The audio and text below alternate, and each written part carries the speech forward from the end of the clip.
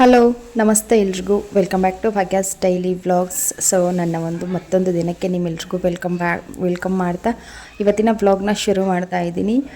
ಇವಾಗಿನ ವೆದರ್ ಅಂತೂ ತುಂಬಾ ಚಳಿ ಆಗಿದೆ, ಸಿಕ್ಕಾಪಟ್ಟೆ ಚಳಿ. 9 ಗಂಟೆ 10 ಗಂಟೆ ಆದರೂ ಚಳಿ ಬಿಡ್ತಾ ಇಲ್ಲ. ಸೊ ಮನುಷ್ಯನಿಗೆ ಯಾವುದು ಕೂಡ ಅತಿ ಆಗಲೇಬಾರ್ದು ನೋಡಿ. ಇಷ್ಟು ದಿನ ಮಳೆ ಆಗ್ತಾ ಇತ್ತು, ಮಳೆ ಚೂರು ಜಾಸ್ತಿ ಆದರೂ ಅದು ಕೂಡ ಇಷ್ಟ ಆಗ್ತಾ ಇರಲಿಲ್ಲ. ಇವಾಗ ಚಳಿಗಾಲ ಶುರು ಆಯಿತು, ಚಳಿಗಾಲನೂ ಇಷ್ಟ ಆಗ್ತಾ ಇಲ್ಲ. ಇನ್ನು ಮುಂದೆ ಬೇಸಿಗೆ ಕಾಲ ಬರುತ್ತೆ, ಬೇಸಿಗೆ ಕಾಲನೂ ನಿಜವಾಗ್ಲೂ ಯಾರಿಗೂ ಇಷ್ಟ ಆಗೋದಿಲ್ಲ. ಓಕೆ, ಇಲ್ಲಿ ನಾನು ಅಡುಗೆಗೆ ರೆಡಿ ಮಾಡ್ಕೊತಾ ಇದ್ದೀನಿ. ಅನ್ನಕ್ಕೆ ಇಟ್ಕೊತಾ ಇದ್ದೀನಿ. ಅಕ್ಕಿ ತೊಳೆದ್ಬಿಟ್ಟು ಕುಕ್ಕರ್ಗೆ ಅಕ್ಕಿ ಹಾಕಿ ಅನ್ನಕ್ಕೆ ಇಟ್ಕೊತಾ ಇದ್ದೀನಿ. ನಮ್ಮ ಒಂದು ಹೆಣ್ಮಕ್ಳ ರೊಟೀನು ಬೆಳಗ್ಗೆಯಿಂದ ಸಾಯಂಕಾಲದವರೆಗೂ ಕಿಚನಲ್ಲೇ ಜಾಸ್ತಿ ಇರುತ್ತೆ. ಬೆಳಿಗ್ಗೆ ಎದ್ದ ತಕ್ಷಣವೇ ಕಿಚನಿಂದನೇ ಶುರುವಾಗುತ್ತೆ, ನೈಟ್ ಮಲ್ಕೊಳ್ಳೋವಾಗ ಕೂಡ ಕಿಚನಿಂದನೇ ಎಂಡ್ ಆಗುತ್ತೆ. ಸೊ ಇಲ್ಲಿ ಇವತ್ತು ನಾನು ಲಂಚ್ಗೆ ಮೆಂತ್ಯ ಚಪಾತಿನ ಮಾಡ್ಕೋಬೇಕು ಅಂತ ಅಂದ್ಕೊಂಡಿದ್ದೀನಿ. ಹಾಗೆ ಅದ್ರ ಜೊತೆಗೆ ಕ್ಯಾಪ್ಸಿಕಮ್ ಗ್ರೇವಿನ ಮಾಡ್ಕೊಬೇಕು ಅಂತ ಅಂದ್ಕೊಂಡಿದ್ದೀನಿ. ಇವಾಗ ಚಪಾತಿ ಹಿಟ್ಟನ್ನ ಮೊದಲು ಕಲಸಿಟ್ಕೊಂಡ್ಬಿಡ್ಬೇಕು ಅಂತ ಹೇಳ್ಬಿಟ್ಟು ನಾನಿಲ್ಲಿ ಮೆಂತ್ಯ ಸೊಪ್ಪನ್ನ ಚೆನ್ನಾಗಿ ಬಿಡಿಸ್ಕೊಂಡ್ಬಿಟ್ಟು ಕಟ್ ಮಾಡ್ಕೊತಾ ಇದ್ದೀನಿ. ಸಣ್ಣದಾಗಿ ಪೀಸಾಗಿ ಕಟ್ ಮಾಡಿಕೊಂಡು ಇದನ್ನು ನಾವು ಚಪಾತಿ ಹಿಟ್ಟಿಗೆ ಹಾಕಿ ಚಪಾತಿ ಹಿಟ್ಟನ್ನ ಕಲಿಸ್ಕೊಂಡು ಮಾಮೂಲಿ ನಾವು ಚಪಾತಿ ಯಾವ ಥರ ಮಾಡ್ತೀವೋ ಅದೇ ಥರನೇ ಮಾಡಬೇಕಾಗತ್ತೆ. ತುಂಬ ಚೆನ್ನಾಗಿರುತ್ತೆ, ಟೇಸ್ಟ್ ಕೂಡ ಸಖತ್ತಾಗಿರುತ್ತೆ. ರೆಗ್ಯುಲರಾಗಿ ಚಪಾತಿ ತಿಂದು ಬೋರ್ ಅನ್ನಿಸಿದಾಗ ಈ ಥರ ಮಾಡಿದ್ರೆ ಒಂದು ರೀತಿ ವೆರೈಟಿ ಅಂತ ಅನಿಸುತ್ತೆ. ಹಾಗೆ ಮೆಂತ್ಯ ಸೊಪ್ಪನ್ನ ಕೆಲವೊಂದಿಷ್ಟು ಜನ ತಿನ್ನೋದಿಲ್ಲ, ಅದರಲ್ಲೂ ಮಕ್ಕಳು, ಸುಮಾರು ಜನ ಮಕ್ಕಳು ಮೆಂತ್ಯ ಸೊಪ್ಪನ್ನ ತಿನ್ನೋಕ್ಕೆ ಇಷ್ಟಪಡೋದಿಲ್ಲ. ಮೆಂತ್ಯ ಸೊಪ್ಪು ಮಾತ್ರ ಅಲ್ಲ, ಕೆಲವೊಂದಿಷ್ಟು ಸೊಪ್ಪು ಐಟಮ್ನ ಇವಾಗಿನ ಮಕ್ಕಳು ಜಾಸ್ತಿ ತಿನ್ನೋದಕ್ಕೆ ಅಷ್ಟಾಗಿ ಇಷ್ಟಪಡೋದಿಲ್ಲ ಅಂತ ಅಂದ್ಕೊತೀನಿ. ನಮ್ಮ ಮನೆಯಲ್ಲೂ ಕೂಡ ಅಷ್ಟೇ, ನಮ್ಮ ಆರೂ ಕೂಡ ಮೆಂತ್ಯ ಸೊಪ್ಪನ್ನ ತಿನ್ನೋಕ್ಕೆ ಇಷ್ಟಪಡೋದಿಲ್ಲ. ಗುಂಡಣ್ಣ ಬಂದುಬಿಟ್ಟು ಇನ್ನೂ ಚಿಕ್ಕೊಂಡಿದ್ದಾನೆ, ಅವನಂತರೂ ಈ ಥರ ಯಾವುದೂ ತಿನ್ನೋಕ್ಕೆ ಆಗೋದೇ ಇಲ್ಲ. ಹಾಗಾಗಿ ಈ ಥರ ನಾವು ಚಪಾತಿನಲ್ಲಿ ಪೂರಿನಲ್ಲಿ ಹಾಕಿದ್ರೆ ಚೆನ್ನಾಗಿರುತ್ತೆ, ಮಕ್ಕಳು ತಿಂತಾರೆ, ಇಷ್ಟಪಟ್ಟು ಪೂರಿ ತಿಂತಾರೆ. ಸ್ವಲ್ಪ ನಾವು ಅದಕ್ಕೆ ಒಂದು ಸ್ವಲ್ಪ ಮಸಾಲೆ ರೀತಿ ನಾವು ಅಚ್ಕಾರದ ಪೌಡ್ರು, ಉಪ್ಪು, ಜೀರಿಗೆ ಪೌಡ್ರು ಹಾಕಿದಾಗ ಟೇಸ್ಟ್ ಇನ್ನೂ ಚೆನ್ನಾಗಿ ಬರುತ್ತೆ. ಹಾಗಾಗಿ ಮಕ್ಕಳು ಇಷ್ಟಪಟ್ಟು ತಿಂತಾರೆ. ಸೊ ಇವಾಗ ನಾನು ಮೆಂತ್ಯ ಸೊಪ್ಪೆಲ್ಲನೂ ಕಟ್ ಮಾಡಿ ಇಟ್ಕೊಂಡಿದ್ದೀನಿ, ಸೈಡಲ್ಲಿ ಇಡ್ತೀನಿ. ಇನ್ನು ನಾನು ಚಪಾತಿ ಹಿಟ್ಟನ್ನ ಕಲಿಸ್ಕೊತೀನಿ. ಸೊ ಹಿಟ್ಟು ಜರಡಿ ಹಿಡ್ಕೊಂಡಿದ್ದೀನಿ, ಒಂದು ಬೌಲ್ಗೆ ಹಾಕಿಬಿಟ್ಟು ರೆಗ್ಯುಲರಾಗಿ ನಾವು ಚಪಾತಿ ಹಿಟ್ಟು ಕಲಸೋ ಅಂಥ ಬೌಲ್ಗೆ ಹಾಕಿ ಹಿಟ್ಟು ಕಲಿಸ್ಕೊತಾ ಇದ್ದೀನಿ.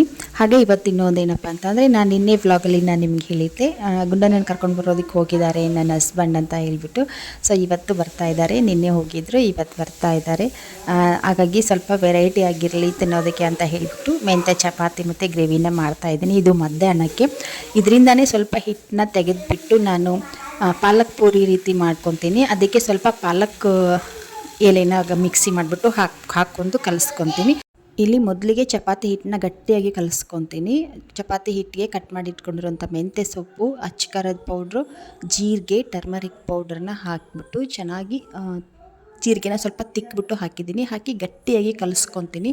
ಇದರಿಂದ ಸ್ವಲ್ಪ ಹಿಟ್ಟನ್ನ ತೆಗೆದುಬಿಟ್ಟು ಅದಕ್ಕೆ ಪಾಲಕ್ನ ಮಿಕ್ಸಿ ಮಾಡಿಬಿಟ್ಟು ಹಾಕಿ ಬೇರೆ ಸಪ್ರೇಟಾಗಿ ಕಲಿಸ್ಕೊತೀನಿ. ಹಾಗೆ ಸ್ವಲ್ಪ ನಾನು ಇವಾಗ ಚಪಾತಿಗೆ ಬೇರೆ ಸಪ್ರೇಟಾಗಿ ಕಲಿಸ್ಕೊತೀನಿ. ನಾನು ಮತ್ತು ಆರು ಇಬ್ಬರೇ ಇರೋದ್ರಿಂದ ಒಂದು 7-8 ಪೂರಿ ಆಗೋಷ್ಟು ನಾನು ಹಿಟ್ಟನ್ನ ಕಲಿಸ್ಕೊತೀನಿ ಪೂರಿಗೆ. ಹಾಗೆ ಚಪಾತಿಗೆ ಸಪ್ರೇಟಾಗಿ ಕಲಿಸ್ಕೊತೀನಿ. ಈಗಾಗಲೇ ಟೈಮು ತುಂಬಾ ಆಗಿದೆ, 9:30 ಮೇಲೇ ಆಗಿದೆ. ಸೊ ಹಾಗಾಗಿ ಅಡುಗೆ ಮಾಡಿಬಿಡ್ತೀನಿ, ಚಪಾತಿ ಪಲ್ಯ ಮಾಡ್ಕೊಂಡು ಬಿಡ್ತೀನಿ ಮುಂಚೆನೇ. ಇವಾಗ ಚಪಾತಿ ಹಿಟ್ಟು ಕಲಸಿಡ್ತೀನಿ. ಆರು ಇನ್ನೂ ಎದ್ದಿಲ್ಲ, ಹಾಗಾಗಿ ನಾನು ಒಬ್ಳಿಗೆ ಟಿಫನ್ ಮಾಡೋದಕ್ಕೆ ಅಷ್ಟಾಗಿ ಮನಸ್ಸಿಲ್ಲ. ಸೊ ಅವಳು ಹೇಳೋ ಅಷ್ಟರಲ್ಲಿ ಚಪಾತಿ ಮತ್ತು ಪಲ್ಯನ ಮಾಡ್ಕೊಂಡು ಬಿಡ್ತೀನಿ. ಅನ್ನನೂ ಆಗಿರುತ್ತೆ. ಅವರು ಕೂಡ ಊಟ ಟೈಮ್ ಅನ್ನೋ ಅಷ್ಟರಲ್ಲಿ ಬರ್ತಾರೆ. ಸೊ ಇವಾಗ ಚಪಾತಿನ ಕಲಿಸ್ಬಿಟ್ಟು ಇಡ್ತೀನಿ. ಹಾಗೆ ಗುಂಡನನ್ನು 1 ತಿಂಗಳಾಯಿತು ನಾನು ಗುಂಡನನ್ನು ಊರಿಗೆ ಕಳಿಸಿ. ನಾನು ಅಂದ್ಕೊಂಡೇ ಇರಲಿಲ್ಲ ಅವನು ಇಷ್ಟು ದಿನ ನನ್ನ ಬಿಟ್ಟು ಇರ್ತಾನೆ ಅಂತ ಹೇಳ್ಬಿಟ್ಟು. ನಾನೇನೋ ಒಂದು 4 ದಿನ ಹೋಗಿ ಒಂದು 4 ದಿನ ಆಗೋ ಅಷ್ಟರಲ್ಲಿ ಮತ್ತೆ ಅವನು ನನ್ನ ನೆನಪು ಮಾಡಿಕೊಂಡು ಮತ್ತೆ ಅವ್ರನ್ನ ಕರ್ಕೊಂಡು ಬರ್ತಾನೆ ಅಂದ್ಕೊಂಡಿದ್ದೆ. ಆದರೆ ಅವ್ನು ಬರಲಿಲ್ಲ. ಅವನು ಇವಾಗಲೂ ಕೂಡ ಅಷ್ಟೇ, ಅವ್ರ ಅಪ್ಪಾಜಿ ಕರೆಯೋಕ್ಕೆ ಹೋದ್ಮೇಲೆ ಅವ್ರ ಅಪ್ಪಾಜಿ ಹತ್ರನೇ ಹೋಗ್ಲಿಲ್ವಂತೆ, ಕರ್ಕೊಂಡು ಹೋಗ್ಬಿಡ್ತಾರೆ ಈ ಊರಿಗೆ ಅಂತ ತಿಳ್ಕೊಂಡು ಅವನು ಬಾಗಿಲು ಮರೆಗೆ ಹೋಗಿ ಅವಸ್ಕೊಂಡು ನಿಂತ್ಕೊಂಡಂತೆ. ಅವ್ರ ಅಪ್ಪಾಜಿ ಹತ್ರನೂ ಹೋಗಲಿಲ್ವಂತೆ, ಸುಮಾರು ಹೊತ್ತಿನವರೆಗೂ ಹೋಗಲೇ ಇಲ್ವಂತೆ. ಇನ್ನು ಅವ್ರ ಅಪ್ಪಾಜಿ ಅಲ್ಲೇ ಉಳ್ಕೊತಾರೆ ಅಂತ ಗೊತ್ತಾದಮೇಲೆ ಅವ್ರ ಹತ್ರ ಹೋಗಿದ್ದಾನೆ. ಸೊ ಅವನಿಗೆ ಇಡೀ ದಿನ ಬೆಳಗ್ಗೆವರೆಗೂ ಅವನಿಗೆ ಕನ್ವಿನ್ಸ್ ಮಾಡಿ ಹೋಗೋಣ, ಬರ್ತಡೇ ಇದೆ, ನೀನು ಬರ್ತಡೇ ಮಾಡಬೇಕು, ಅಮ್ಮು ಅಕ್ಕನ ಬರ್ತಡೇ ಇದೆ, ಹಂಗೆ ಹಿಂಗೆ ಹೇಳ್ಬಿಟ್ಟು ಅವನ್ನ ಕೊನೆಗೆ ಊರಿಗೆ ಬರೋದಕ್ಕೆ ಒಪ್ಪಿಸಿ ಇವತ್ತು ಕರ್ಕೊಂಡು ಬರ್ತಾ ಇದ್ದಾರೆ. ಅಂತ ನಾನು ನೆನೆಸ್ಕೊಂಡಿರಲಿಲ್ಲ. ಅವನು ಎಷ್ಟು ಈಸಿಯಾಗಿ ಒಂಚೂರು ನನ್ನ ನೆನಪಿಲ್ಲದೇ ಇದ್ದಂತೆ ಇಡೀ ದಿನ ನಾನು ಪ್ರತಿದಿನ ಕಾಲ್ ಮಾಡಿ ಕೇಳ್ತಾವನ ಅವನು ಒಂದು ಸಾರಿ ನಾನು ನೆನಪಿಸ್ಕೊತಾನ ಅಂತ ಕೇಳ್ತಾ ಇದ್ದೆ. ಇಲ್ಲ ಅವ್ನು ನೆನಪಿಸ್ಕೊಳ್ಳೋದಿಲ್ಲ, ಆರಾಮ ಉಣ್ಕೊಂಡು ತಿಂದ್ಕೊಂಡು ಆಟ ಆಡಿಕೊಂಡು ಆರಾಮಾಗಿದ್ದಾನೆ ಅಂತ ಹೇಳ್ತಾಯಿದ್ರು. ನನಗೆ ಒಂದು ರೀತಿ ಆಶ್ಚರ್ಯ ಅನ್ನಿಸ್ತು. ಒಂದು ದಿನನೂ ಹುಟ್ಟಿದಾಗಿಂದ ಒಂದು ದಿನನೂ ನಾನು ಬಿಟ್ಟು ಒಂದು ದಿನವೂ ಇರದೇ ಇರೋನು ಇವಾಗ ಸಡನ್ನಾಗಿ ಅವನು ಹೆಂಗೆ ಬಿಟ್ಟಿದ್ದಾನೆ ಅಂತ ಅನ್ನೋದು ನನಗೆ ನಂಬಕ್ಕೆ ಆಗ್ತಾ ಇರಲಿಲ್ಲ. ಅಮ್ಮು ಏನು ಗೊತ್ತಾ, ಇವಾಗೂ ಕೂಡ ಒಂದು 2 ದಿನ ಎಕ್ಸ್ಟ್ರಾ ಯಾರಿಗಾದ್ರೂ ನಮ್ಮ ಅಮ್ಮನ ಮನೆಗೆಲ್ಲ ಹೋದರೆ ಅವಳು ಜಾಸ್ತಿ ಅಂದರೆ ಅಬ್ಬಬ್ಬ ಅಂದರೆ 2 ದಿನ ಮಾತ್ರ ನಿಲ್ತಾಳೆ. 3ನೇ ದಿನಕ್ಕೆ ಅವಳು ನಮ್ಮ ಅಮ್ಮನ ಹತ್ರ ಹೋಗ್ತೀನಿ, ನಮ್ಮ ಮಮ್ಮಿ ಹತ್ರ ನಾನು ಹೋಗ್ತೀನಿ, ನನ್ನ ಬರ್ರಿ ಅಂತ ಹೇಳ್ತಾನೆ ಇರ್ತಾಳೆ ಅವಳು. ಆದರೆ ಈ ಗುಂಡನ ಇಷ್ಟು ಈಸಿಯಾಗಿ ನಾನು ಎಷ್ಟು ದಿನ ಇರ್ತಾನೆ ಅಂತ ಅಂದ್ಕೊಂಡೇ ಇರಲಿಲ್ಲ. ಇವಾಗ ಅವರೆಲ್ಲರೂ ಹೇಳ್ತಾರೆ ಆರಾಮಾಗಿ ಇರ್ತಾನೆ ಅವನು, ನಮ್ಮ ಹತ್ರನೇ ಇಟ್ಕೊಂಡ್ಬಿಡ್ತೀವಿ ಅವನ್ನ ಅಂತ ಹೇಳ್ತಾ ಇದ್ದಾರೆ. ನಮ್ಮ ಅಪ್ಪಾಜಿನೂ ಕೂಡ ಹೇಳ್ತಾ ಇದ್ದಾರೆ. ಸೊ ನಾನು ಕೂಡ ಅದನ್ನೇ ಸ್ವಲ್ಪ ಯೋಚನೆ ಮಾಡ್ತಾ ಇದ್ದೀನಿ. ಇನ್ನು ನೆಕ್ಸ್ಟ್ ಇಯರ್ ಅವನಿಗೆ ನಾನು ಸ್ಕೂಲ್ಗೆ ಹಾಕಬೇಕು. ಸೊ ನೆಕ್ಸ್ಟ್ ಇಯರ್ ಸ್ಕೂಲ್ಗೆ ಹಾಕೋವರೆಗೂ ಕೂಡ ಅಮ್ಮನ ಮನೆಯಲ್ಲೇ ಬಿಡಬೇಕು ಅಂತ ಯೋಚನೆ ಮಾಡ್ತಾ ಇದ್ದೀನಿ. ನೋಡಬೇಕು, ಸ್ವಲ್ಪ ನಾನು ಕೂಡ ಮನೆಯಲ್ಲಿ ಮಾತಾಡ್ಕೋಬೇಕು, ನನ್ನ ಹಸ್ಬೆಂಡ್ ಜೊತೆ ಮಾತಾಡ್ಕೊಬೇಕು. ಸೊ ಬಿಟ್ಟಿರೋದು ಕಷ್ಟ ಆಗುತ್ತೆ. ಆದರೆ ಅವನು ಆರಾಮಾಗಿರ್ತಾನೆ, ಅವನಿಗೆ ಅಲ್ಲೇ ಖುಷಿ ಸಿಗುತ್ತೆ ಅನ್ನೋದಾದರೆ ಏನು ಪ್ರಾಬ್ಲಮ್ ಇಲ್ಲ. ನಮ್ಮಪ್ಪ, ನಮ್ಮ ಅಕ್ಕ, ನಮ್ಮಮ್ಮ, ನಮ್ಮ ತಮ್ಮ ತುಂಬ ಚೆನ್ನಾಗಿ ನೋಡ್ಕೊತಾರೆ ಅವನ್ನ. ನನಗಿವಾಗ ನಾನು ಅಂದ್ಕೊಂಡೇ ಇರಲಿಲ್ಲ ಅವನು ಎಷ್ಟು ಖುಷಿಯಾಗಿದ್ದಾನೆ ಗೊತ್ತಾ. ಒಂದೊಂದು ಸಾರಿ ಏನು ಅನಿಸುತ್ತೆ, ಅವನಿಗೆ ಇಲ್ಲಿಕ್ಕಿಂತ ಜಾಸ್ತಿ ಅಲ್ಲೇ ಅವನು ಇರ್ತಾನೇನೋ ಅಂತ ಅನಿಸುತ್ತೆ ನನಗೆ. ಅದೇನೋ ಗೊತ್ತಿಲ್ಲ, ಏನಪ್ಪ ಅಂತಂದರೆ ಅವನಿಗೆ ಇಲ್ಲಿ ಫ್ರೀಡಮ್ಮೇ ಇರೋದಿಲ್ಲ. ನಿಜ ಹೇಳ್ಬೇಕಂತಂದರೆ ಇಲ್ಲಿ ಅವನಿಗೆ ಫ್ರೀಡಮ್ ಇರೋದಿಲ್ಲ. ಸಾಕಷ್ಟು ಉಣ್ಣೋದಕ್ಕೆ ತಿನ್ನೋದಕ್ಕೆ ಊಟ ಮಾಡಿಕೊಂಡು ಆರಾಮಾಗಿ ಇರ್ತಾನೆ ಅಂತ ನಾವು ಅಂದ್ಕೊಳ್ತೀವಿ. ಅವನಿಗೆ ಏನೂ ಇಲ್ಲಿ ಕಡಿಮೆ ಇಲ್ಲ, ಅವ್ನು ಕೇಳಿದಿಲ್ಲ ನಾವು ಕೊಡಿಸ್ಬೋದು, ಎಲ್ಲ ಮಾಡ್ಬೋದು. ಆದರೆ ಅವನಿಗೆ ಫ್ರೀಡಮ್ ಇಲ್ಲ. ಇಲ್ಲಿ ಒಬ್ಬನೇ ಆಗ್ತಾನೆ, ಇಡೀ ದಿನ ಒಬ್ಬನೇ ಆಗ್ತಾನೆ. ಅವನು ಇಷ್ಟು ದಿನ ಹೆಂಗೋ ನಡ್ಕೊಂಡು ಬಂತು, ಇಷ್ಟು ದಿನ ಹೆಂಗೋ ಅವನು ಸುಮ್ಮನಿದ್ದ. ಆದರೆ ಇವಾಗ ನಾನು ಲಾಸ್ಟ್ ವೀಡಿಯೋದಲ್ಲಿ ಹೇಳಿದಾಗೆ ಅವನು ಫ್ರೆಂಡ್ಸ್ನ ಬಯಸ್ತಾ ಇದ್ದಾನೆ. ಸೊ ಫ್ರೆಂಡ್ಸ್ ಜೊತೆ ಆಟ ಆಡಬೇಕು ಅಂತ ತುಂಬಾ ಅವನಿಗೆ ಆಸೆ. ಅದರಲ್ಲಿನೇ ಅವ್ನಿಗೆ ಜಾಸ್ತಿ ಖುಷಿ ಇದೆ. ಇಲ್ಲಿ ಯಾವ ಫ್ರೆಂಡ್ಸು ಇಲ್ಲ, ಏನೂ ಇಲ್ಲ. ಹಾಗಾಗಿ ಅವನಿಗೆ ಇಲ್ಲಿದ್ದಾಗ ಅವನು ಅಷ್ಟಾಗಿ ಖುಷಿಯಿಂದ ಇರೋದಿಲ್ಲ. ಅವನಿಗೆ ನಿಜ ಹೇಳ್ತೀನಿ, ಅವನು ಇಲ್ಲಿದ್ದಾಗ ಸರಿಯಾಗಿ ಊಟನೂ ಕೂಡ ಮಾಡ್ತಾ ಇರಲಿಲ್ಲ. ಅಲ್ಲಿ ಹೋದಾಗ ಅಕ್ಕ ಹೇಳ್ತಾ ಇದ್ದರು, ಪ್ರತಿದಿನ 3 ಟೈಮು ಅವನೇ ಕೇಳಿ ಊಟ ಮಾಡ್ತಾ ಇದ್ದಾನಂತೆ. ಮತ್ತು ತುಂಬ ಚೆನ್ನಾಗಿ ಆಟ ಆಡೋದು, ಊಟ ಮಾಡೋದು, ಎಲ್ಲರ ಜೊತೆ ಬೆರೆಯೋದು, ಎಷ್ಟು ಖುಷಿಯಿಂದ ಇದ್ದಾನಂತ ಹೇಳಿದ್ರು ಅವರು ನನಗೆ. ಇಲ್ಲಿದ್ದಾಗ ಇಡೀ ದಿನದಲ್ಲಿ ಒಂದು ಅರ್ಧ ದಿನ ಬರೀ ಅಳೋದ್ರಲ್ಲಿನೇ ಹೊರಟೋಗ್ತಾ ಇತ್ತು ಅವನಿಗೆ. ನನಗೂ ಕೂಡ ಕೆಲವೊಂದು ಸಾರಿ ನಾನು 2ನೇ ಮಗು ಆದ್ರೂ ಕೂಡ ಇವನ್ನ ಹ್ಯಾಂಡಲ್ ಮಾಡೋದು ಸ್ವಲ್ಪ ನನಗೆ ಕಷ್ಟನೇ ಆಗಿತ್ತು. ತುಂಬ ಹಠ ಮಾಡ್ತಾ ಇದ್ದ. ಯಾವುದಾದ್ರೂ ಒಂದು ವಸ್ತು ಕೇಳ್ದ ಅಂತ ಅಂದರೆ ಅದನ್ನು ನಾವು ಕೊಟ್ಟರೆ ಅದು ಬಿಟ್ಟು ಮತ್ತೆ ಬೇರೆ ಒಂದು ವಸ್ತು ಕೇಳೋದು. ಮತ್ತು ಊಟ ತಿನ್ನೋ ವಿಚಾರದಲ್ಲೂ ಕೂಡ ಹಾಗೆ ಮಾಡ್ತಾ ಇದ್ದ. ನಾನು ಏನು ಮಾಡಿರ್ತೀನೋ ಅವ್ನು ಏನಾದರೂ ಕೇಳಿದಾಗ ನಾನು ಅದನ್ನು ಮಾಡಿಕೊಟ್ರೆ, ಇಲ್ಲ ನಾನು ಅದನ್ನು ಮಾಡಿಕೊಡೋ ಅಷ್ಟರಲ್ಲಿ ಮತ್ತೆ ಅವ್ನ ಮೈಂಡ್ ಚೇಂಜ್ ಆಗೋದು, ಮತ್ತೆ ಬೇರೆ ಒಂದನ್ನು ಕೇಳೋದು. ಅದನ್ನು ತಿಂತಾ ಇರಲಿಲ್ಲ, ಅದನ್ನು ಬಿಟ್ಟು ಮತ್ತೆ ಬೇರೆ ಒಂದನ್ನು ಕೇಳೋದು, ಈ ಥರ ಮಾಡ್ತಾ ಇದ್ದ. ಆದರೆ ಇವಾಗ ಹಂಗಲ್ಲ, ಅಲ್ಲಿ ಏನಿರುತ್ತೋ ಮನೆಯಲ್ಲಿ ಅದನ್ನೇ ತಿಂತಾನೆ, ಆರಾಮಾಗಿ ಆಟ ಆಡ್ತಾನೆ, ಆರಾಮಾಗಿರ್ತಾನೆ.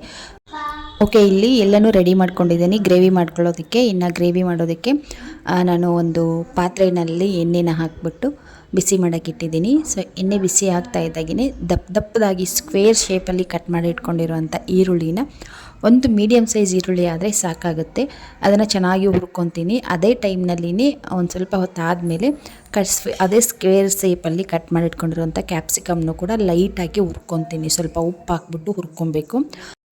ಈರುಳ್ಳಿ ನಾವು ಹುರ್ಕೋಬೇಕಾದ್ರೆ ಎಲ್ಲನೂ ಬಿಡಿ ಆಗುತ್ತೆ. ಓಕೆ, ಇವಾಗ ಅದೇ ಪ್ಯಾನ್ಗೆ ನಾನು ಮತ್ತೆ ಸ್ವಲ್ಪ ಎಣ್ಣೆ ಹಾಕಿ ಒಂದು ಈರುಳ್ಳಿನ ಒಂದು ಈರುಳ್ಳಿ ಮತ್ತು ಒಂದು ದೊಡ್ಡ ಸೈಜಿನ ಟೊಮೆಟೊನ ಸ್ವಲ್ಪ ದಪ್ಪದಾಗಿ ಕಟ್ ಮಾಡ್ಕೊಂಡ್ಬಿಟ್ಟು ಎರಡೂ ಚೆನ್ನಾಗಿ ಹುರ್ಕೊತಾ ಇದ್ದೀನಿ. ಈರುಳ್ಳಿ ಮತ್ತು ಟೊಮೆಟೊಯಲ್ಲಿರುವಂಥ ಹಸಿ ವಾಸನೆ ಹೋಗೋವರೆಗೂ ಹುರ್ಕೋಬೇಕಾಗುತ್ತೆ. ಒಂದು ಸ್ವಲ್ಪ ಉಪ್ಪು ಹಾಕಿದ್ರೆ ಬೇಗ ಫ್ರೈ ಆಗುತ್ತೆ, ಸಾಫ್ಟ್ ಆಗುತ್ತೆ, ಟೊಮೆಟೊ ಬೇಗ ಸಾಫ್ಟ್ ಆಗುತ್ತೆ. ಸೊ ಹುರ್ಕೊಂಡ್ಬಿಟ್ಟು ಲಾಸ್ಟಲ್ಲಿ ಒಂದು ಸ್ವಲ್ಪ ಬಿಳಿ ಎಳ್ಳನ್ನ ಹಾಕ್ತಾಯಿದ್ದೀನಿ. ಬಿಳಿ ಎಳ್ಳು, ಜೀರಿಗೆ ಮತ್ತು ಸ್ವಲ್ಪ ಸೋಂಪು ಕಾಳನ್ನ ಹಾಕ್ತಾಯಿದ್ದೀನಿ. ಸೋಂಪು ಕಾಳು ಹಾಕಿ ಸ್ವಲ್ಪ ಫ್ರೈ ಮಾಡ್ಕೊಬೇಕಾಗುತ್ತೆ. ಎಳ್ಳು ಮತ್ತು ಜೀರಿಗೆ ಸೋಂಪನ್ನ ಹಾಕಿದಾಗ ಸ್ಟವ್ ಮೀಡಿಯಮ್ ಫ್ಲೇಮಲ್ಲಿ ಅಂದರೆ ಸಿಮ್ಮಲ್ಲಿದ್ದರೆ ಸಾಕಾಗುತ್ತೆ. ಸಿಮ್ಮಲ್ಲಿರಬೇಕು, ಜಾಸ್ತಿ ಹೈ ಫ್ಲೇಮ್ನಲ್ಲಿ ಇಡೋ ಹಾಗಿಲ್ಲ. ಇವಾಗ ನಾನಿಲ್ಲಿ ಸ್ವಲ್ಪ ಕೊತ್ತಂಬರಿ ಸೊಪ್ಪು ಮತ್ತು ಕೆಂಪು ಮೆಣಸಿನ್ಕಾಯಿನ ಹಾಕಿದ್ದೀನಿ. ನೀವು ಹಸಿರು ಮೆಣಸಿನ್ಕಾಯಿ ಬೇಕಿದ್ದರೂ ಹಾಕ್ಕೋಬೋದು, ಇಲ್ಲ ಬ್ಯಾಡಗಿ ಒಣ ಮೆಣಸಿನ್ಕಾಯಿನೂ ಕೂಡ ಹಾಕ್ಕೋಬೋದು. ಸೊ ಅದನ್ನು ರುಬ್ಕೊಂಡು ತೊಗೋತೀನಿ ಮಸಾಲೆ ಮಾಡಿಕೊಂಡು. ಇವಾಗ ಅದೇ ಪ್ಯಾನ್ಗೆ ಮತ್ತೆ ಸ್ವಲ್ಪ ಎಣ್ಣೆ, ಜೀರಿಗೆ, ಆಮೇಲೆ ಸಾಸಿವೆ ಮತ್ತು ಕರಿಬೇವು ಸೊಪ್ಪನ್ನ ಹಾಕ್ತೀನಿ. ಎಣ್ಣೆ ಬಿಸಿ ಮಾಡಿಕೊಂಡು ಹಾಕಿ ಸ್ವಲ್ಪ ಫ್ರೈ ಮಾಡಿಬಿಟ್ಟು ಆವಾಗಲೇ ಹುರ್ಕೊಂಡು ರುಬ್ಬಿರುವಂಥ ಮಸಾಲೆನ ಇವಾಗ ಅದೇ ಎಣ್ಣೆಗೆ ಹಾಕ್ತಾಯಿದ್ದೀನಿ. ಹಾಕಿ ಚೆನ್ನಾಗಿ ಮಸಾಲೆಯಲ್ಲಿರೋ ಹಸಿ ವಾಸನೆ ಎಲ್ಲನೂ ಹೋಗೋವರೆಗೂ ಚೆನ್ನಾಗಿ ನಾವು ಎಣ್ಣೆಯಲ್ಲಿ ಫ್ರೈ ಮಾಡ್ಕೊಬೇಕಾಗುತ್ತೆ. ಈ ಟೈಮ್ನಲ್ಲಿ ಸ್ಟವ್ ಮೀಡಿಯಮ್ ಫ್ಲೇಮ್ನಲ್ಲಿದ್ದರೆ ಚೆನ್ನಾಗಿರುತ್ತೆ. ಯಾಕೆ ಅಂತಂದರೆ ಮಸಾಲೆ ಎಲ್ಲನೂ ಸಿಡಿಯೋಕ್ಕೆ ಶುರು ಆಗುತ್ತೆ, ಎಲ್ಲನೂ ಜಾಸ್ತಿ ಗಲೀಜು ಆಗುತ್ತೆ ಮತ್ತು ಸಿಡಿಯುತ್ತೆ, ಹಾಗಾಗಿ ಕೈಗೆಲ್ಲ ಸಿಡಿಯುತ್ತೆ. ಸೊ ಸ್ವಲ್ಪ ಮೀಡಿಯಮ್ ಫ್ಲೇಮ್ನಲ್ಲಿ ನಮ್ಮ ಸ್ಟವ್ ಇದ್ದರೆ ಚೆನ್ನಾಗಿರುತ್ತೆ.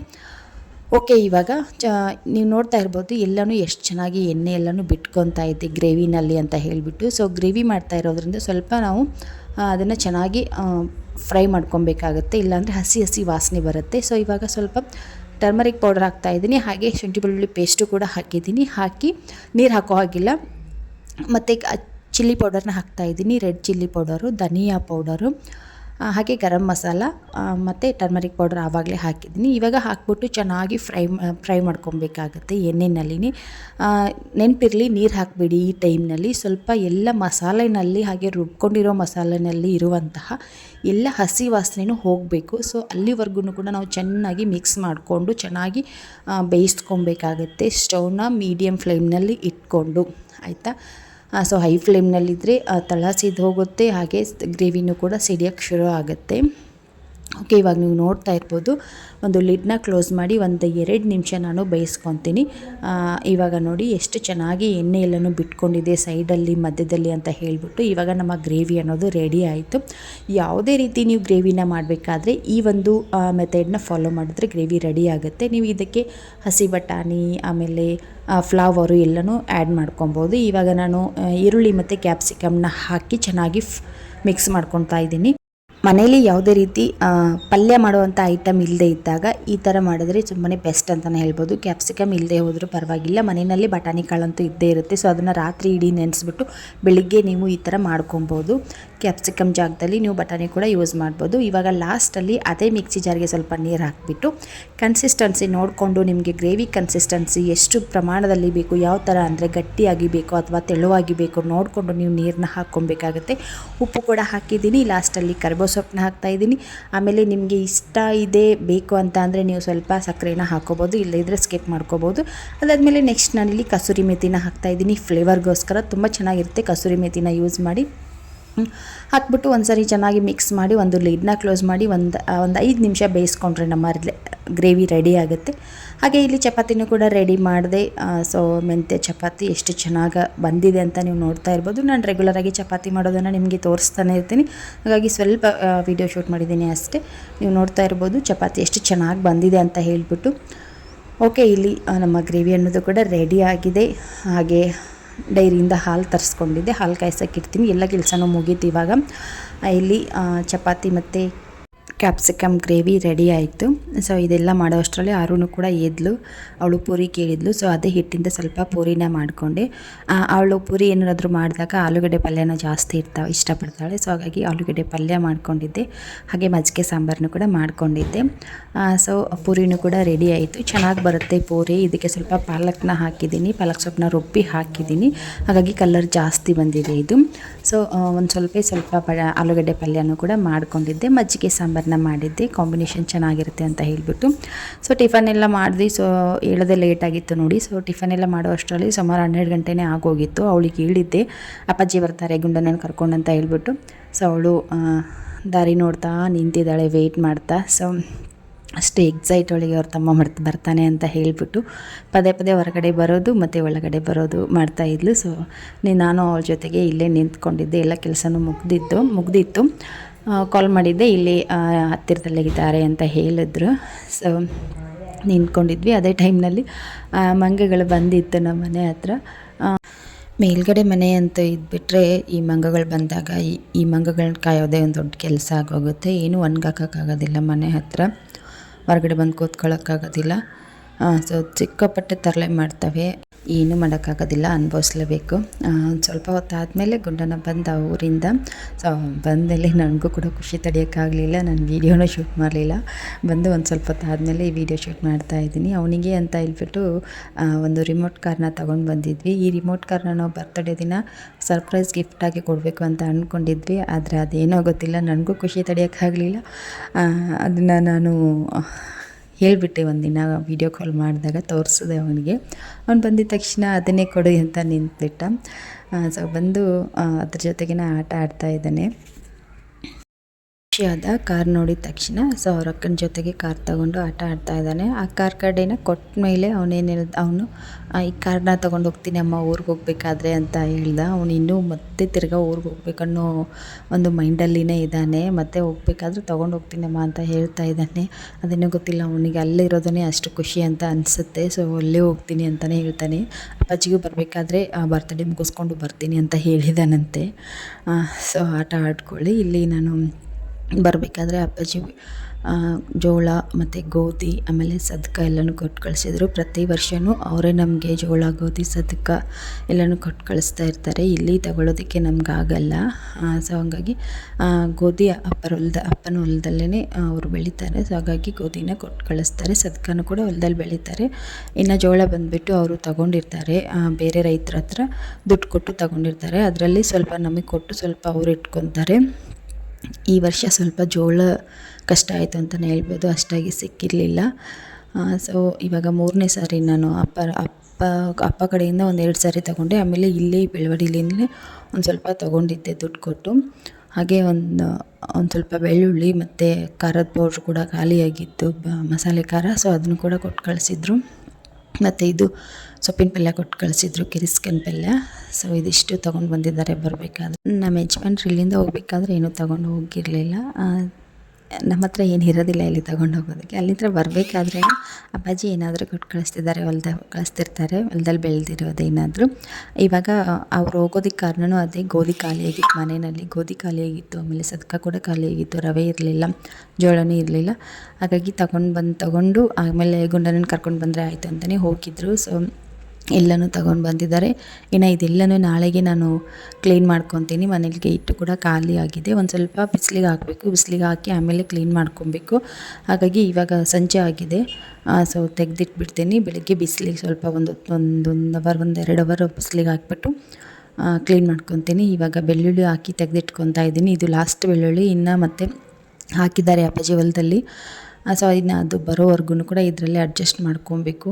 ಮಧ್ಯೆ 1-2 ಸಾರಿ ತರಿಸಿದ್ದೀನಿ ಮಾರ್ಕೆಟಲ್ಲಿ ಬೆಳ್ಳುಳ್ಳಿನ. ಈರುಳ್ಳಿಗಿಂತಲೂ ಬೆಳ್ಳುಳ್ಳಿ ರೇಟ್ ಜಾಸ್ತಿ ಇರೋದು ಮಾರ್ಕೆಟಲ್ಲಿ. ಸೊ ಹಂಗಾಗಿ ಮನೆಯಲ್ಲಿನೇ ಅಪ್ಪಾಜಿ ಕೂಡ ಬೆಳೀತಾರೆ ಹೊಲದಲ್ಲಿ. ಈಗ ಆಲ್ರೆಡಿ ಹಾಕಿದ್ದಾರೆ. ಸೊ ಅದು ಬರೋವರೆಗೂ ಇಷ್ಟರಲ್ಲಿ ಅಡ್ಜಸ್ಟ್ ಮಾಡ್ಕೊಬೇಕು. ಹಾಗೆ ಖಾರ ಖಾಲಿಯಾಗಿತ್ತು, ಮಸಾಲೆ ಖಾರ ನೀವು ನೋಡ್ತಾ ಇರ್ಬೋದು, ಎಲ್ಲನೂ ಖಾಲಿಯಾಗಿದೆ.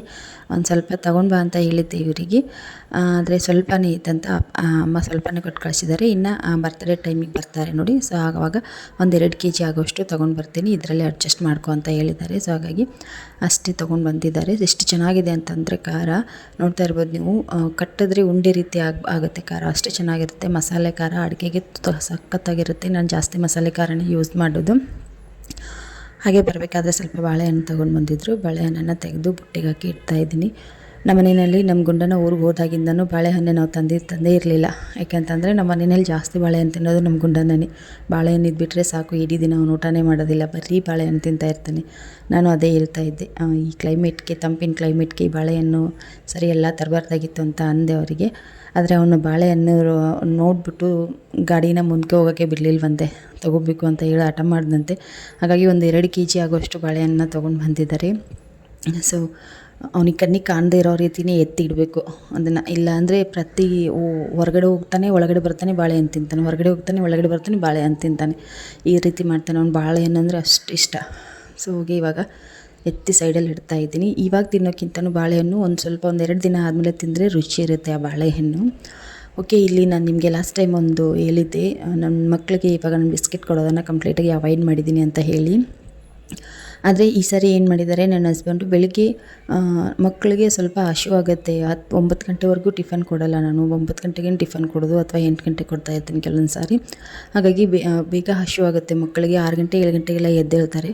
ಸೊ ಎದ್ದಿದ ತಕ್ಷಣ ಸ್ವಲ್ಪ ಏನಾದರೂ ಬೇಕಾಗುತ್ತೆ ಲೈಟಾಗಿ. ಹಾಗಾಗಿ ಒಂದೆರಡು ಬಾದಾಮಿ ಕೊಟ್ಟಿರ್ತೀನಿ. ಬಾದಾಮಿ ಮಾತ್ರ ಹೊಟ್ಟೆ ತುಂಬಲ್ಲ ಮಕ್ಕಳಿಗೆ, ಒಂದು ಸ್ವಲ್ಪ ಬಿಸ್ಕೆಟು ಟೀ ಏನಾದರೂ ಇರಲೇಬೇಕು ಅಂತ ಹೇಳ್ಬಿಟ್ಟು ಇತ್ತೀಚೆಗೆ ಮತ್ತೆ ನ್ಯೂಟ್ರಿ ಚಾಯ್ಸ್ ಬಿಸ್ಕೆಟ್ನ ಕೊಡ್ತಾಯಿದ್ದೆ. 2 ನ್ಯೂಟ್ರಿ ಚಾಯ್ಸ್ ಬಿಸ್ಕೆಟ್ ಕೊಡ್ತಾಯಿದ್ದೆ. ಅದು ತುಂಬಾ ಕಾಸ್ಟ್ಲಿ ಆಯಿತು, ರೇಟ್ ಸ್ವಲ್ಪ ಜಾಸ್ತಿ ಆಯಿತು ಅಂತ ಹೇಳ್ಬಿಟ್ಟು ಇವಾಗ ಮತ್ತೆ ನ್ಯೂಟ್ರಿ ಕ್ರಂಚ್ ಅಂತ ಹೇಳ್ಬಿಟ್ಟು ಪಾರ್ಲೆ ಅವ್ರದ್ದು ತೊಗೊಂಡು ಬಂದಿದ್ದಾರೆ. ಒಂದು 2 ಪ್ಯಾಕ್ ತೊಗೊಂಡು ಬಂದಿದ್ದಾರೆ. ಇದರಲ್ಲಿ 10 ಬಿಸ್ಕೆಟ್ ಪ್ಯಾಕೆಟ್ ಇರುತ್ತೆ. ಇದು 10 to 15 ರುಪೀಸ್ಗೆ ಒಂದು ಪ್ಯಾಕೆಟ್ ಬರುತ್ತೆ ಅಂತ ಅನಿಸುತ್ತೆ. ಸೊ ಇದರಲ್ಲಿ ಬಂದುಬಿಟ್ಟು ಜೋಳನ ಯೂಸ್ ಮಾಡಿರ್ತಾರೆ. ಸೊ ಜೋಳದಿಂದ ನೋ ಶುಗರ್ ಆ್ಯಡ್ ಮಾಡಿರೋದಿಲ್ಲ. ಸೊ ಜೋಳದಿಂದ ಮಾಡಿರ್ತಾರೆ, ಮಕ್ಕಳಿಗೆ ಒಳ್ಳೆಯದು, ಕಫ ಎಲ್ಲ ಆಗೋದಿಲ್ಲ. ನಾನು ಈಗಾಗಲೇ ಒಂದು ಪ್ಯಾಕೆಟ್ನ ಕಟ್ ಮಾಡಿ ಕೊಟ್ಟಿದ್ದೀನಿ. ಸಖತ್ತಾಗಿರುತ್ತೆ, ಚೆನ್ನಾಗಿರುತ್ತೆ. ಮಕ್ಕಳಿಗೆ ಬಿಸ್ಕೆಟ್ ಏನಾದರೂ ಕೊಡಲೇಬೇಕು ಅಂದರೆ ಈ ಬಿಸ್ಕೆಟ್ನ ನೀವು ಕೊಡ್ಬೋದು. ಹಾಗೆ ನ್ಯೂಟ್ರಿ ಚಾಯ್ಸ್ ಬಿಸ್ಕೆಟು ಸಖತ್ತಾಗಿರುತ್ತೆ, ಅದನ್ನು ಕೂಡ ನೀವು ಕೊಡ್ಬೋದು. ಅದು ಸ್ವಲ್ಪ ಈ ಬಿಸ್ಕೆಟ್ಗಿನ್ನ ಸ್ವಲ್ಪ ಬೆಲೆ ಜಾಸ್ತಿ ಇರುತ್ತೆ ಅಷ್ಟೇ. ಸೊ ಆದಷ್ಟು ಪಾರ್ಲೆ ಬಿಸ್ಕೆಟು, ಆಮೇಲೆ ಈ ಕೆಲವೊಂದಿಷ್ಟು ಬಿಸ್ಕೆಟ್ಗಳಲ್ಲಿ ಜಾಸ್ತಿ ಶುಗರ್ ಆ್ಯಡ್ ಮಾಡಿರ್ತಾರೆ. ಸೊ ಆ ಬಿಸ್ಕೆಟ್ಗಳನ್ನ ಅವಾಯ್ಡ್ ಮಾಡಿ, ಈ ಥರ ಸ್ವಲ್ಪ ಶುಗರ್ ಕಡಿಮೆ ಇರೋದು, ಶುಗರ್ ಯೂಸ್ ಮಾಡದೇ ಇರೋವಂಥ ಬಿಸ್ಕೆಟ್ನ ನಾವು ಮಕ್ಕಳಿಗೆ ಕೊಟ್ಟರೆ ಮಕ್ಕಳಿಗೆ ಒಳ್ಳೇದಂತಲೇ ಹೇಳ್ಬೋದು. ಆ್ಯಕ್ಚುಲಿ ಬಿಸ್ಕೆಟ್ ಕೊಡಲೇಬಾರ್ದು ಮಕ್ಕಳಿಗೆ, ಅಂದರೆ ಅನಿವಾರ್ಯ, ಏನೂ ಮಾಡೋಕ್ಕಾಗೋದಿಲ್ಲ. ಕಡಿಮೆ ಪ್ರಮಾಣದಲ್ಲಿ 2 ಬೆಳಿಗ್ಗೆ ಎದ್ದಿದ ತಕ್ಷಣ ಕೊಡ್ಬೋದು. ಒಂದು ಸ್ವಲ್ಪ ಹೊತ್ತು ಬಿಟ್ಟು ಬೆಳಿಗ್ಗೆ ಎದ್ದಿದ ತಕ್ಷಣವೇ ಕೊಡೋದು, ಅದು ಕೂಡ ಒಳ್ಳೆಯದಲ್ಲ. ಒಂದು ಎದ್ದ ತಕ್ಷಣ ಸ್ವಲ್ಪ ಏನಾದರೂ ಬಿಸಿ ನೀರು ಅಥವಾ ನೀರು, ಆಮೇಲೆ ಈ ಬಾದಾಮಿ ಏನಾದರೂ ಕೊಡ್ತಿದ್ರೆ ನೀವು ಕೊಟ್ಬಿಟ್ಟು ಒಂದು ಅರ್ಧ ಗಂಟೆ ಎದ್ದ ಮೇಲೆ ಒಂದು 2 ಕೊಟ್ಟರೆ ಮಕ್ಕಳಿಗೆ ಏನೋ ಒಂದು ಸ್ವಲ್ಪ ಆಸರೆ ಆಗುತ್ತೆ. ಟಿಫನ್ ಟೈಮ್ ಅನ್ನೋವರೆಗೂ ಸ್ವಲ್ಪ ಅದು ಶಕ್ತಿನ ಕೊಡುತ್ತೆ. ಸೊ ಹಾಗಾಗಿ ಕೊಡೋದಷ್ಟೇ ಬಿಸ್ಕೆಟು, ಅದೇ ಊಟದ ರೀತಿ ಕೊಡೋ ಹಾಗಿಲ್ಲ. ಸೊ ಇವಾಗ ಎಲ್ಲನೂ ಪ್ಯಾಕೆಟಿಂದ ಹೊರಗಡೆ ತೆಗೆದು ಬಾಕ್ಸ್ಗೆ ಹಾಕಿ ಇಟ್ಕೊತಾ ಇದ್ದೀನಿ. ಸೊ ಮೊನ್ನೆ ತಂದಿರೋಂಥ ಸ್ಟೋರೇಜ್ ಬಾಕ್ಸು ನನಗಂತೂ ತುಂಬಾ ಯೂಸ್ ಆಗ್ತಾಯಿದೆ ಈ ಬಾಕ್ಸು. ನೀವು ಕೂಡ ಏನಾದರೂ ತರಿಸ್ಬೇಕು ಅಂತ ಅಂದರೆ ನನಗೆ ಕಾಮೆಂಟ್ ಮಾಡಿ, ನಾನು ನಿಮಗೆ ಲಿಂಕ್ ಹಾಕ್ತೀನಿ, ಆಯಿತಾ. ಸಕ್ಕ ಚೆನ್ನಾಗಿದೆ.